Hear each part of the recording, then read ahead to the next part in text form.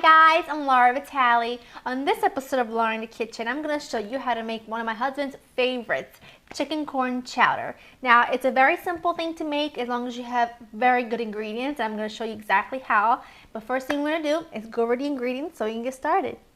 You're going to need some fresh sweet corn, 1 large baking potato, some chicken. You're going to need some bacon chopped, celery, red bell pepper, onion, a little bit of butter, a little bit of flour, some heavy cream, and you're going to need salt and pepper, little olive oil, and water. These are pretty much all the ingredients, but we're going to treat each and every ingredient with respect. This is what I mean. Right now, Jersey corn is at its best. It's very, very sweet, and I have to stop myself from buying it. I buy corn so much, and usually all I do is either grill it, or I like to roast it in the oven just to bring out its sweetness.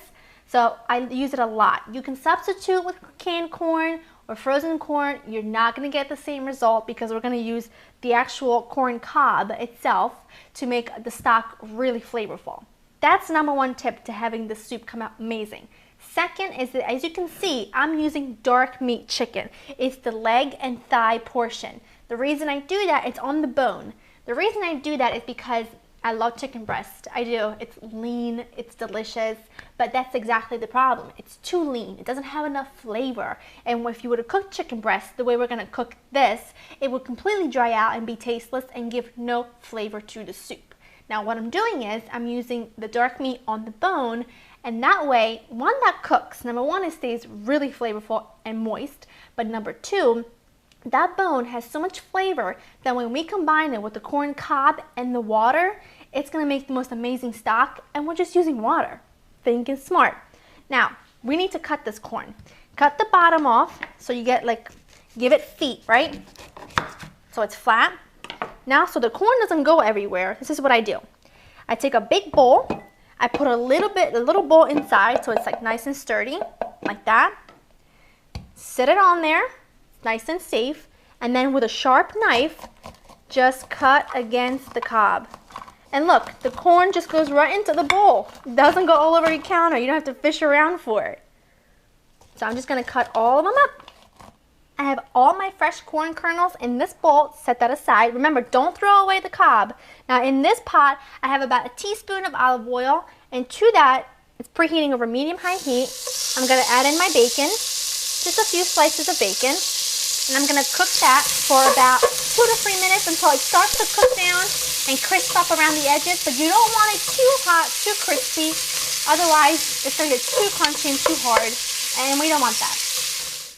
Bacon's just about perfect, so I'm just removing it with a slotted spoon because I want to keep those bacon drippings in there to saute up our chicken. Just going to pepper my chicken. I'm not going to salt it because the drippings of the bacon in here are really salty, and I don't want to overdo it. So I'm just going to put them seasoned side down in the bacon drippings. Same level of heat, medium-high. I'm going to let those cook for a few minutes on each side, making sure to season the other side until they reach a nice golden brown color on the outside. And then we'll saute our veggies. Now that my chicken's browned on both sides, I'm just going to remove it to a plate. Set that aside. Now I'm going to add in all my veggies, my onions, my peppers, my potatoes, and my celery. I'm just going to give this another little drizzle of olive oil, not even a teaspoon, just a touch. Season it with a little salt and pepper, not too much salt. Remember, there's bacon drippings in there, and those are salty.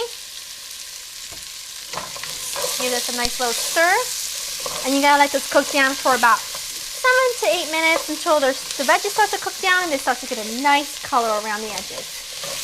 My veggies look absolutely perfect. Now to this, I'm going to add about a tablespoon of butter.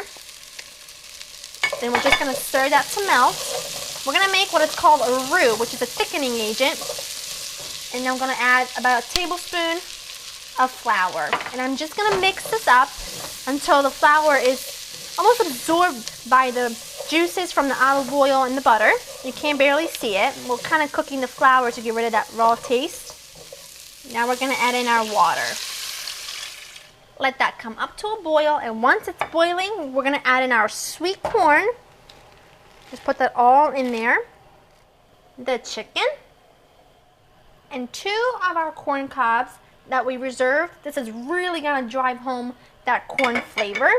Just gonna give this a quick little stir. I'm gonna just leave this on medium-high, let that come to a boil, reduce the heat to medium. I'm gonna let that cook and simmer for about 45 minutes. After 45 minutes, what we're gonna do now is to get rid of the corn cob. It's done its job, so now we don't need that anymore. And we're also gonna take out our chicken so that we can let it cool and shred that meat right off the bone. Because now the bone has done our job and we want to really mix in that chicken all the way through. And this smells insane. And it's already really thick and delicious. Now let that keep going on medium heat. Let the chicken cool for about 10 minutes. We're going to shred it up, add it back in, and finish the whole thing up. I just shredded my chicken with just 2 forks. Very easy to do. Now I'm going to add that in there. With that, we're also going to add in our heavy cream that we reserved. This is really what's going to give that richness that we just love about it. Let this cook for 5 more minutes. Before we do that, we want to just adjust it with just a little bit of seasoning because we didn't season the soup with salt and pepper, but we're going to do that at this stage. Season it just like so, or to taste. Let that come up to a boil and cook for another 5 to 7 minutes until it thickens up, and then we're ready to serve. Now this is pretty much done and it's amazing, but it does need a little green. So I'm just going to add in some fresh chopped parsley. Absolutely. Oh my gosh, it smells so good. It smells so sweet. And that is because we used fresh Jersey corn. I'm just going to ladle this up. It's thick. It's delicious. That chicken, I know it's going to taste so good. Look at that. I'm just going to take a quick bite of this. I'm going to move this out of the way. Oh, yes, yes, yes. Woo! Sweet.